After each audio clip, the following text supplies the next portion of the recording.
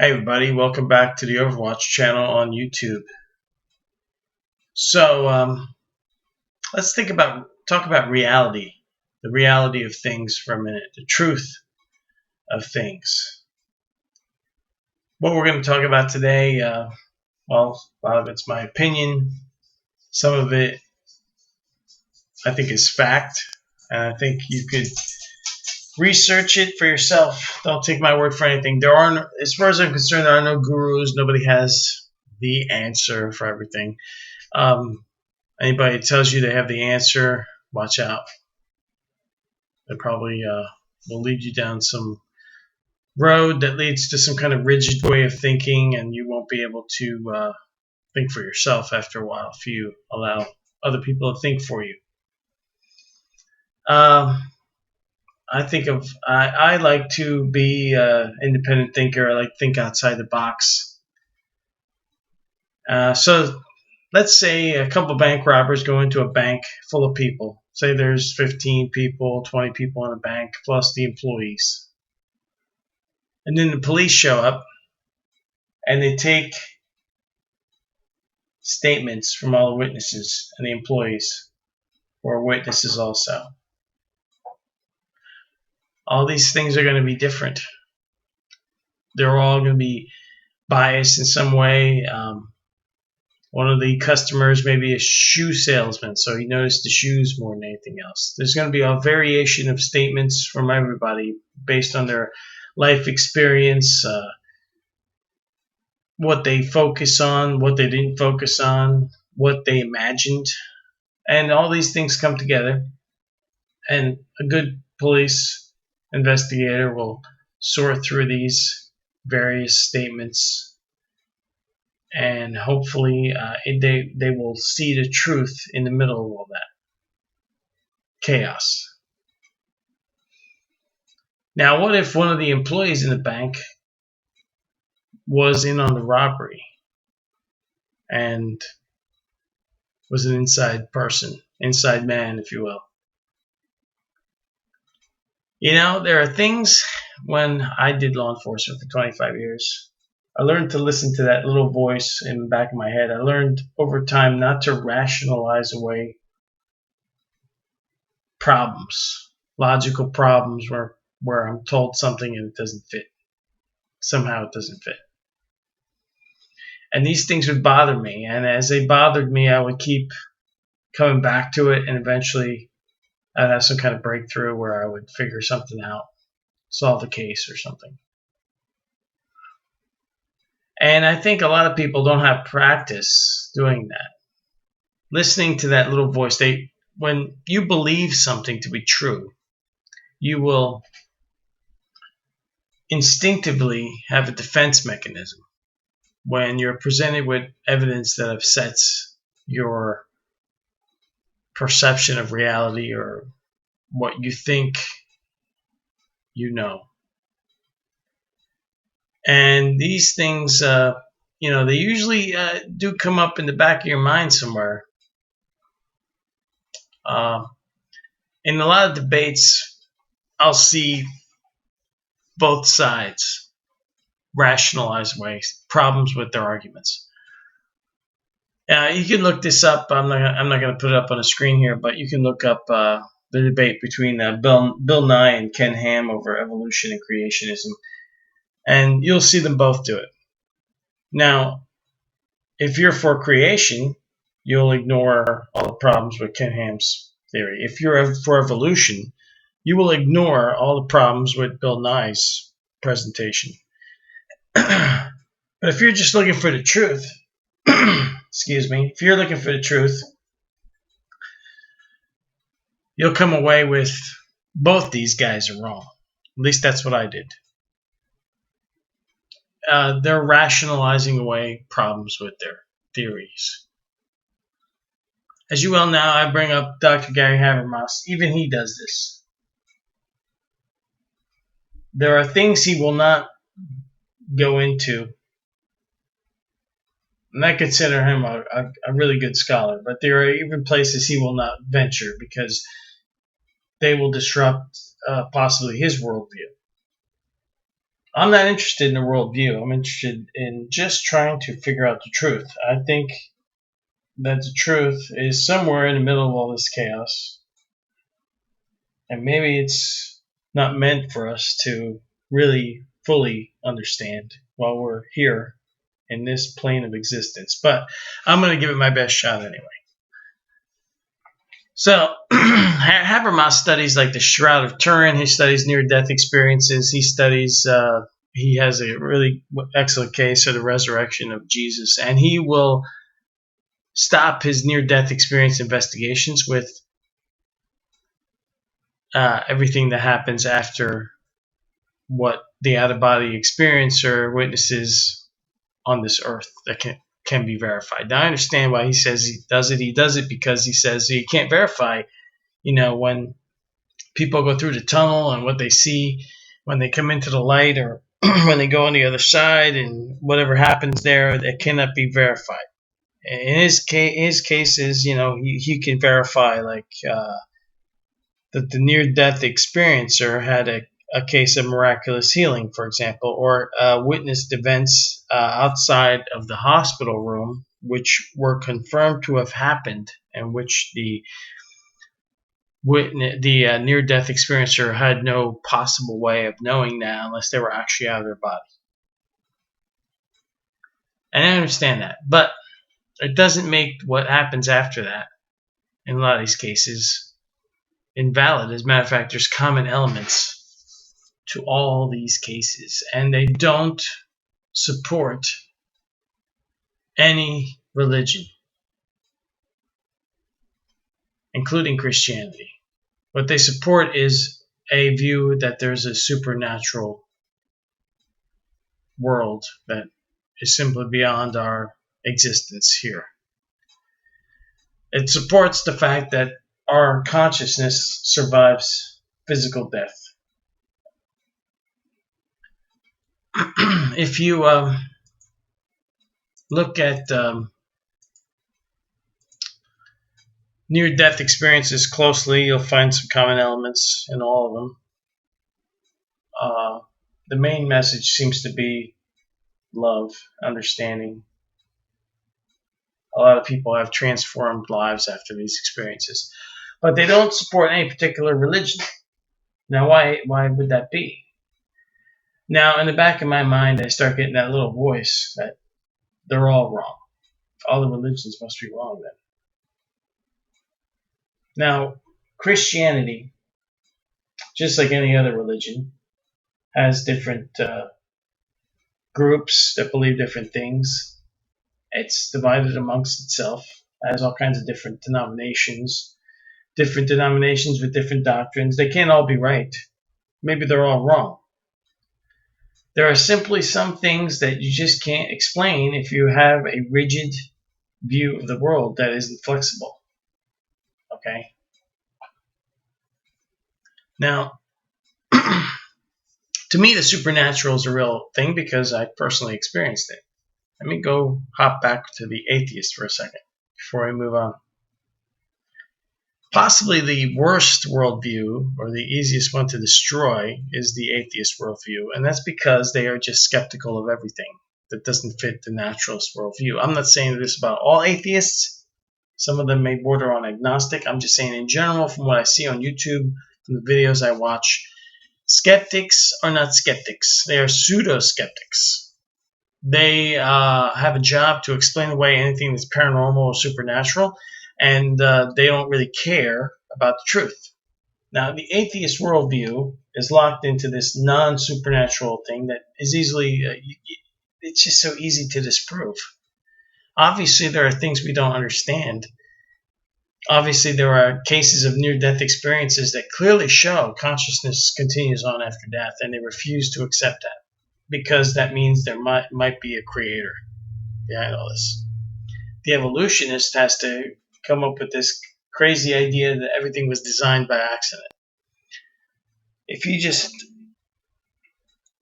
put if you're one of these people that believes in evolution or you're an atheist, just try to put your ego under control for a second and just think about the stuff you're saying. Just try to listen to how you sound. It's impossible that something is designed by accident. It just can't be. It's clearly so complex that it's designed. It's impossible that I have a video I put up recently that was documented in a scientific journal. And atheists love to go to science. Now, science isn't really science. I know I'm kind of helter-skelter here, going all over the place, but I got a lot of stuff to cover. The atheist will ignore things like the case I put up a few videos ago. A 60-year-old cancer patient goes into a UK hospital for surgery. He has a complication. His blood pressure drops. He goes into a near-death state. They're trying to resuscitate him. He comes out of his body. He witnesses things going on in the emergency room that he was under. That later turns out that one of the nurses in the emergency room that day was involved in a study of near-death cases. So she was, when he came to, she immediately interviewed him. So he witnesses things going on that he could not have possibly have seen. But then he has a further experience beyond that, where he goes into the tunnel, the light. He meets dead relatives. He sees a spiritual being. He doesn't inquire as to who he is. He just has like an assumption that it's Jesus, but he does not ask. And that is key. A lot of these people don't ask. They just assume what they're seeing belongs to whatever faith they have. So Buddha sees Buddha, person sees Jesus. They just see a spiritual being there. He gets touched by this being, told to go back. He is resuscitated after that. And he had a seized hand since he was 9 years old because of cerebral palsy. That was medically documented and a condition that could not be fixed except through some type of surgery or multiple surgeries. Within an hour or so of being revived, his hand is healed. That is a supernatural case. If you're an atheist, if you're somebody who's just a skeptic that does not want to accept anything supernatural, you have to rationalize away that case. You have to push it away. You don't want to deal with it. The Christian, not saying this in general about all Christians, there are so many different types. There's like 1 billion Christians out there, so they're all different types. But a lot of times on these YouTube videos, on these debates, when they run into evidence that counters what they believe, they'll do the exact same thing as the atheist. I am personally, speaking for myself, I'm just interested in the truth. I don't care where that leads. So I am willing to look past some of these things, these taboos that we're not supposed to question. Oh, if you're going to be a Christian, you can't question that. If you're an atheist, you can't question this. I say hell to hell with that. Question it. If it bothers you, if it's a little voice in the back of your mind, I know a lot of people aren't trained to listen to that voice, but you should listen to it. If you run into something that counters your belief, listen to it.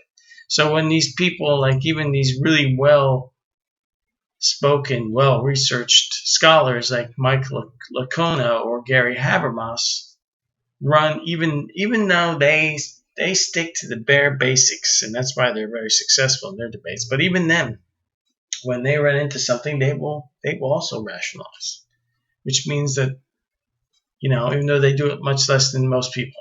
For example, let me just say this. My last couple videos, I questioned the book of Revelation. I said, is this book really belong in the Bible in the first place? But then I started taking apart like the whole Bible and looking for things that, people have this rigid, it has to be word for word from the very beginning of the Bible to the end. But which version, I ask? Is it the King James Version? And if it is only that, then what the hell were people reading before that? What was biblical before that? Until like 500 AD, there was no one book. It was a collection of separate books, right? people decided what these books were put together, and I'm starting to think they were put together in a certain way as to make religions powerful, give them authority over people, and to keep people from thinking. Because if the individual starts being an individual and starts thinking, researching for themselves, watch out. There is a famous New Testament passage in John 7 where Jesus forgives the adulteress. Now, the first time I heard this was actually like a year ago. I was reading a book, Evidence for Jesus. I think it was written by a former cop, and it was a really good book. But even he mentioned this, and I was kind of thrown off guard. I said, could it be true? But, it is. The earlier manuscripts do not have this account of the woman, people wanting to stone her, Jesus saying, let he who is without sin cast the first stone. This is considered an embellishment. This was added in later manuscripts. So you see, you do have textual criticism. You could say that some things in the Bible are put in there and did not happen. Does this mean it's all not true? No. Now, this website here from Skeptic Cop, it's a good website. The guy's a former Christian. His thing is that skeptics are not skeptics. They're pseudo skeptics. They're out to be skeptical of everything they don't believe in, but they're not skeptical of what they do believe in. That is not being a true skeptic. That is just being a proponent of what you believe is what it is. Anyway, he has fully rejected Christianity and he wrote a book. I'm going through it right now because of various reasons. But in doing so, he's even made a mistake. When you see some people like this, they reject Christianity, and so now they have to try to disprove Jesus somehow. But I think it's far more complicated than that. Jesus was a real person. It's just illogical to think that he wasn't, because everything sprang up from Christianity from him. But what was his real message? What was it really versus what do we think it was? Because there are things in the Bible that simply are clearly added in or altered. And you have to, once you get past that, but you want to keep looking for the truth. That doesn't mean he wasn't a real person. It doesn't mean supernatural events didn't happen around him. Let me talk about the Shroud of Turin for a moment. The Shroud of Turin is a supernatural thing. Now, you can be a doubter, you can be a so-called skeptic, but if you look at the actual science, it is impossible that this is a forgery. Impossible. So what does it mean? I don't know what it means. But this is a supernatural artifact because, for starters, it has a negative image on it, and it was there before anybody even knew what a negative image was, before cameras were invented. The carbon dating on this cloth has been thrown out. You cannot carbon date this cloth because of bacterial and fungus contamination from all the different people touching it over the air. It was caught in a fire once. There is no carbon dating method for this cloth, so nobody can tell you how old it is. It does contain plant material that was indigenous to that area of Jerusalem where it would have been used as Jesus' burial cloth. And if you study it in depth and you're a skeptic, you have to try to rationalize away this. If you're a Christian and you don't like it, you will have to say, well, it's a deception, it's from Satan or something. That's another thing that's kind of annoying. Everything is not from Satan. Satan means the adversary. There seems to be some, let me just pull something up. I'm going to go all over the place with this one today. I'm either going to make new friends or new enemies. Maybe both. Who knows? Okay.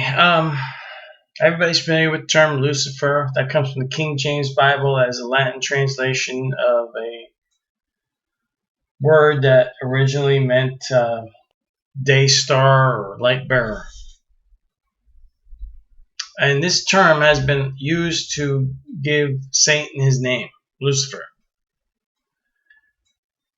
And I had to go look deep into this because everybody just, I had bought into this too. You listen to other videos, you read the Bible, sometimes you're speed reading it because you're trying to get through it. It's a massive amount of information.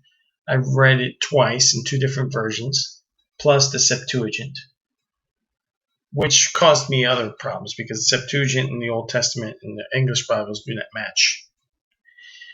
But that's another thing. Lucifer, or day star, depending on the translation you're looking at. Really, when you read it closely, and you look what the actual, like some of these other versions, how they have titles above certain sections. This whole thing here in Isaiah 14 really seems to be referring directly to the king of Babylon. It is like a rant against him, against the human. Just saying, just putting it out there. As I'm starting to unravel a lot of this stuff that I had issues with in the past, it's coming clear to me I have to reassess a lot of stuff. So let's talk about the unknown years of Jesus for a moment. Okay, so Jesus, we have a brief description of his early life, and it kind of abruptly stops at age 12, and then it picks up later when he is 30. I think it's 30, right? Yeah, 30 years old. So from 12 to 30, we have nothing in the 66 books of the canonized Bible. Doesn't that bother anybody? Now, some people will try to make these assertions like, oh, Jesus, he went to India, he became a Buddhist, and that's why some of his teachings match Buddhism. But there is zero evidence for that. That's just people using their imaginations to try to fill in the gap. I have a different thing I've come up with recently that's kind of interesting. Jesus is referred to clearly as a rabbi. And he's 30 years old.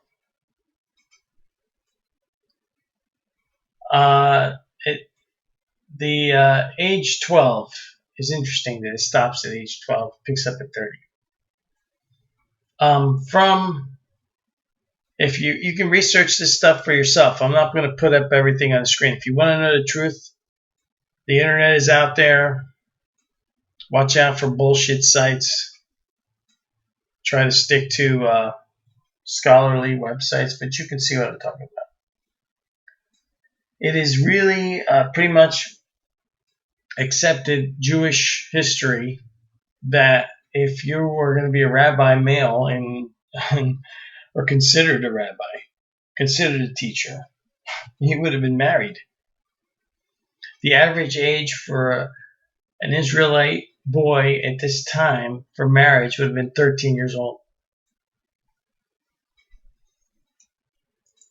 Now, oops, I shut off a window. Okay, the Gospel of Jesus' wife. This is a papyri that was authenticated in 2012.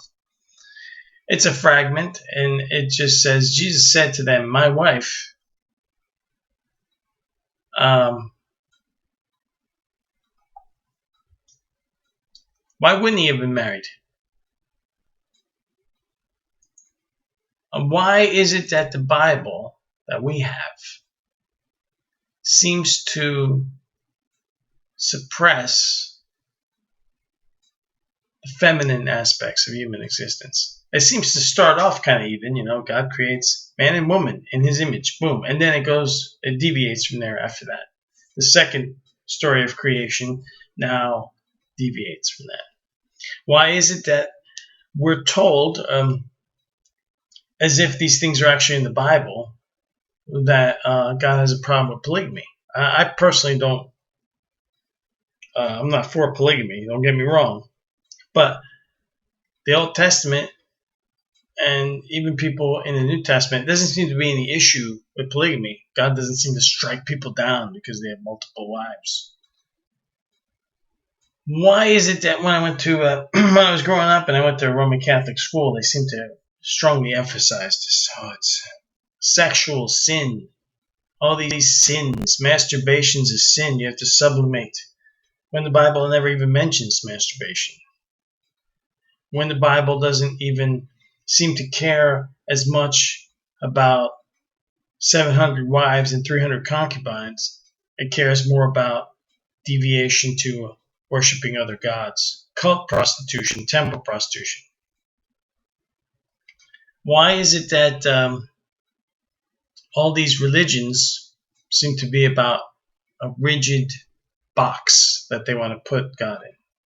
Speaking about boxes, did anybody ever notice that the measurements at the end of the book of Revelation for New Jerusalem is a cube?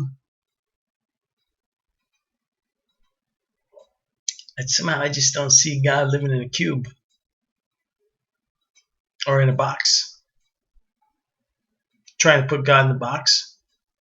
I don't think you can't put God in the box. My opinion. You want to disagree with that? That's fine. Trying to make sense of this is quite taxing because so many people have accepted so many things about, and see, the atheist, they'll come up with sites like this. They will, they want to prove no God. So they'll attack Christianity or whatever religion they'll attack, or all of them, to prove their case for no God, no supernaturalism. Which, like I said before, it's easy to prove the supernatural beyond a reasonable doubt. It's not easy to prove that any one religion has the answers for the supernatural. I don't think any of them do. I think they've been corrupted, all of them. I think that religion is just another version of government. If you want to know God, you have to separate yourself from all these other things and start over. That's what I've done.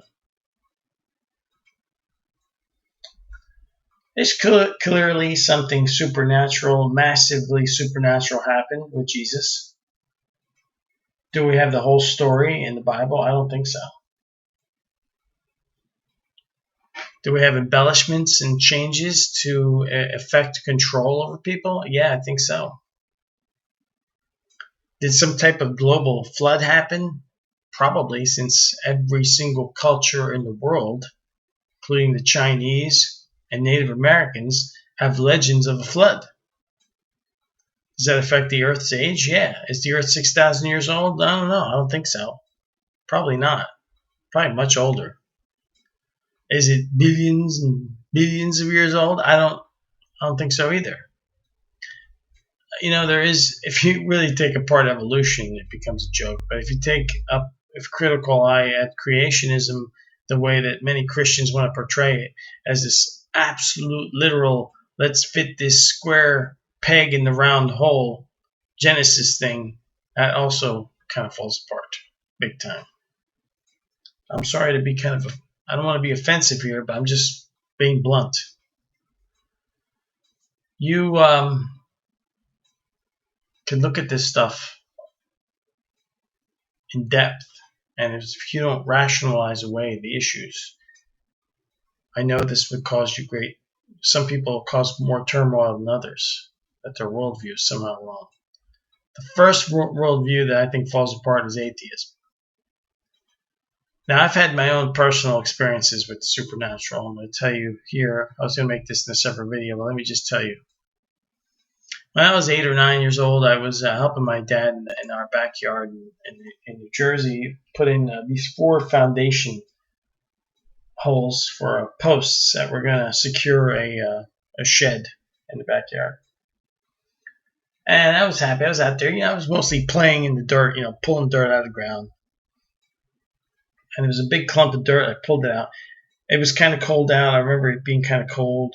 I remember I wasn't really thinking about anything. I had a moment where I became aware. I don't know what kind of psychic phenomena you call this. Clairvoyance? I don't know. Remote viewing? I'm not sure. Anyway, I had this moment where, as I'm holding this clump of dirt in my hand, it was about the size of a grapefruit, I think. And I sort of had like this calming sensation.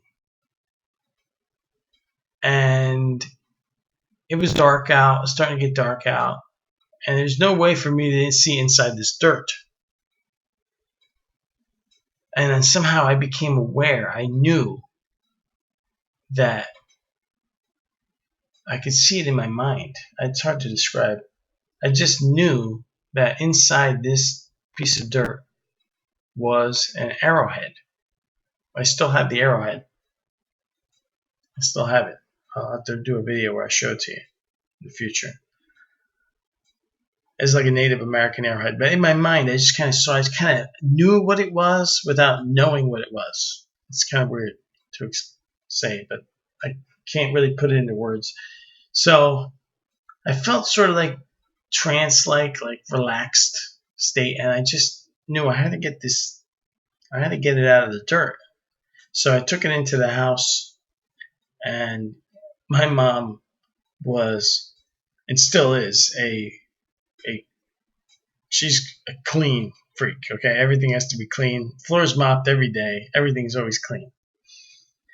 And she didn't see me come in with this dirt, and I would have never brought in a piece of dirt, but I had to get what was in this out. And the only way I could think of doing it is taking it to the bathroom sink, putting the mud ball under the water, and letting the mud wash away. And this is in the 70s, so anyway, as I'm doing it, my mom walked into the bathroom and she sees what I'm doing, and she starts yelling at me, "What are you doing with dirt in the house? What are you doing with dirt in the house?" So I just said, "Yeah, I'm not sure." So as the dirt is washing away under the sink, some rocks start coming out. They're falling in there and get caught in by the drain edge.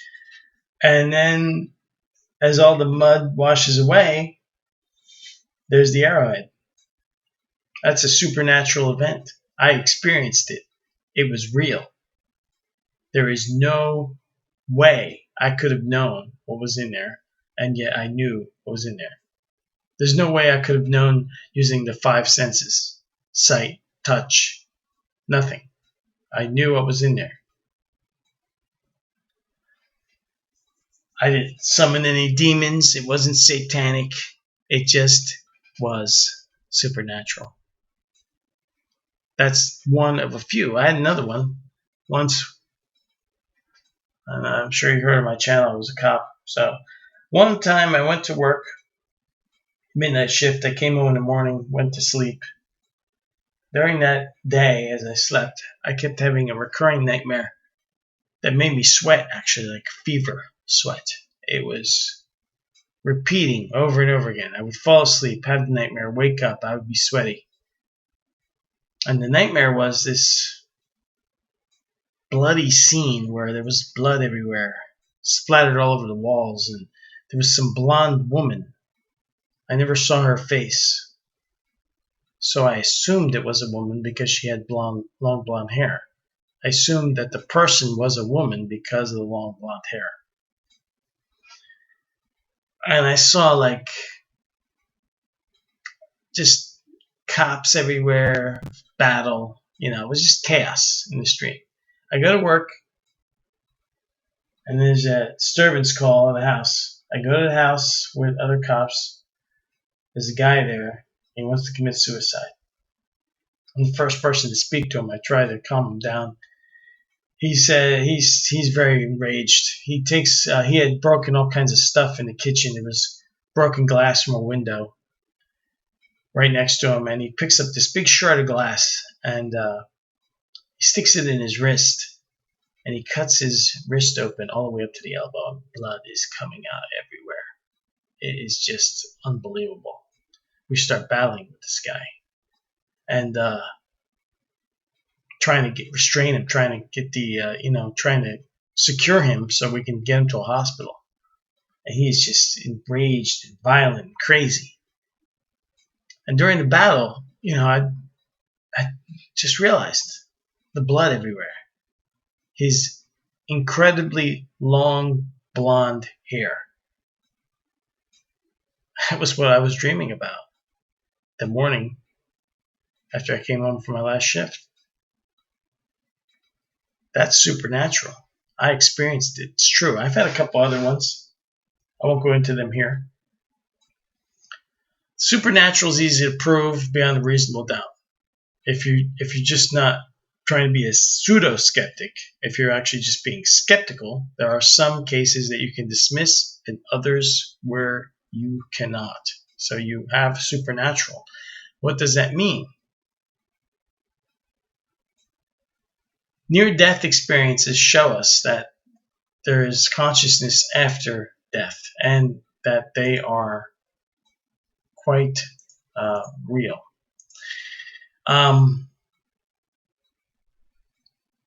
But let me bring up that. I know what site I closed tabs on now. Let me bring that up. Yes, they're real. So you can research near-death experiences and find some amazing cases. Amazing cases. And you will see that there's common elements to many of the ones that are credible, but they don't necessarily fit any particular religion. How do you explain it when atheists die and then they have a near-death experience and they don't go to hell, supposedly? Here's Dr. Eben Alexander. His book is very interesting. I mean, he's a neurosurgeon. He was an atheist. He's no longer is an atheist. Like, do you want to know what the truth is? Or do you just want to try to prove what you believe? Now, this video was kind of chaotic, but there's so many things on my mind. I just wanted to get them off my chest. The Bible is, in my opinion, what happens is Christians that try to defend it as literal word for word. That may have come about actually before the big evolution craze. I don't think that was such a factor. But after evolution started making its propagandist push, I think there was a rebellion from Christians that wanted to say, no, this is the word of God, blah, blah, blah.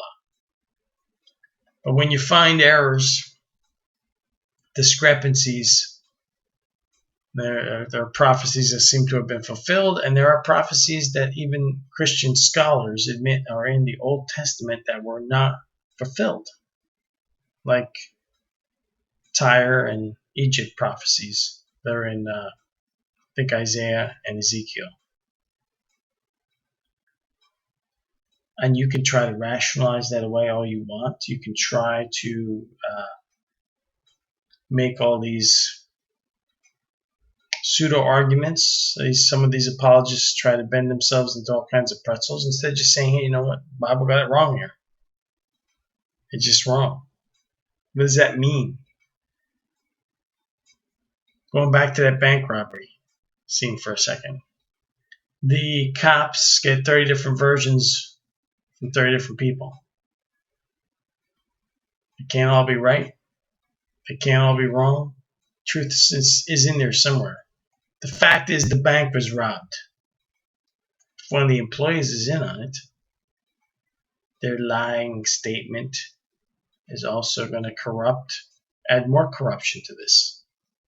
Bank was still robbed. It doesn't change what happened in the bank. It just makes it hard to understand after the fact what really happened.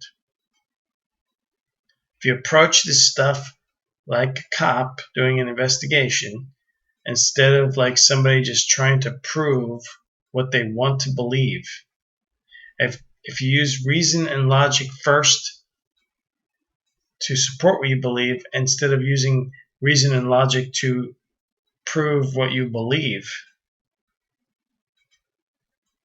if you put belief first, I should say, belief before reason, you're going to get skewed results. If you put reason before belief, you will end up changing many things that you believe over time. So cops get 30 different statements. They're going to just say, oh, well, we can't figure out what's going on here. The bank robbery never happened. That's what atheists do. The atheist finds a flaw and says, well, the whole thing didn't happen. I'm not talking about every atheist. I'm just saying many do. None of these things I'm saying, I'm not trying to generalize for every particular group. I'm just saying you can see that reflected in many videos on YouTube, on forums, books. The average atheist will want to dismiss the entire bank robbery under their use of reason and logic. That's how, let's dismiss God altogether because we can prove that religion X has made a mistake. That is not finding the truth. That is not being a skeptic. For religious people, if your belief got corrupted somewhere along the way, if what you believe turns out to be information that was corrupted through some means, also can't reject. You can't, if you're not going to deal with the atheist honestly, the atheist will remain an atheist.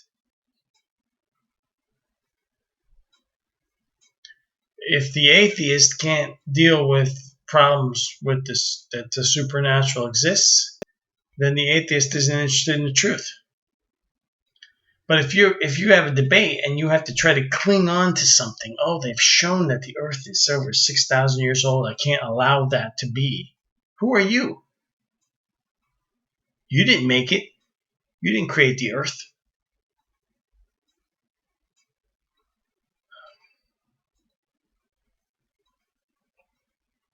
Well, I don't know. I think I've said enough for today. I will be back in the future, I think, with some more videos. But for right now, that's all I have for today. And if you made it this far, thanks for watching. I'll talk to you guys later.